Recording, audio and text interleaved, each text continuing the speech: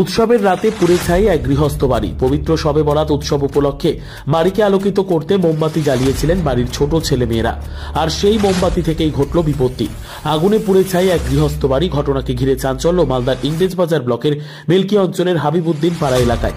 জানা গেছে, ক্ষতিগ্রস্ত গৃহস্থ বাড়ির মালিকের নাম আমির উদ্দিন শেখ। জানা যায়, এদিন রাতে শবে বরাত উৎসব উপলক্ষে বাড়ির চারপাশ আলোকিত করতে মোমবাতি জ্বালিয়ে উৎসব পালন করছিলেন বাড়ির ছোট ছোট ছেলে মেয়েরা। ঠিক সেই সময় মোমবাতি থেকে কোনোভাবে আগুন ছড়িয়ে পড়ে বাড়িতে। ঘটনা দেখে স্থানীয়রা আগুন নেভানোর কাজে হাত লাগান। এরপর খবর দেওয়া হয় দমকলের একটি ইঞ্জিন ঘটনাস্থলে এসে আগুন নিয়ন্ত্রণে আনে বলে জানা যায়। এদিকে খবর পেয়ে ঘটনাস্থলে পৌঁছে যান তৃণমূল বিধায়ক সাবিত্রী মিত্র। তিনি ক্ষতিগ্রস্ত পরিবারের পাশে দাঁড়ান এবং সরকারি সাহায্যের প্রতিশ্রুতি দেন।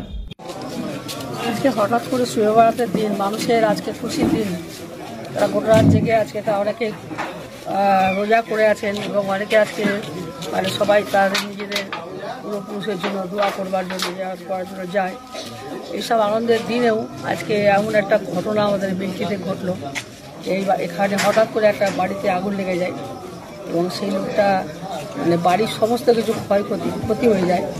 এবং ভদ্রলোকের নাম হচ্ছে শেখ আমির উদ্দিন সাহেব।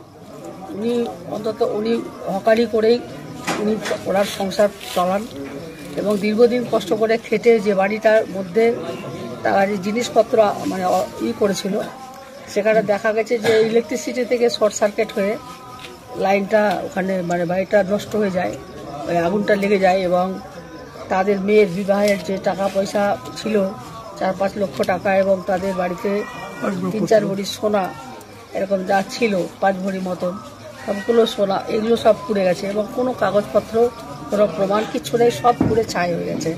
সেটা চাইলে এটা গরিব মানুষের পক্ষে এটা খুব কষ্টকর।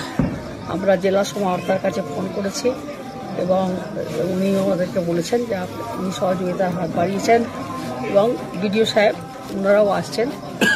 আমিও ঘটনাস্থলে এসেছি। এবার চোয়ালি আমাদের এক্স প্রধান, উনিও আমাদের সঙ্গে সবার আগে থেকে ওনারাই কাজ করছেন।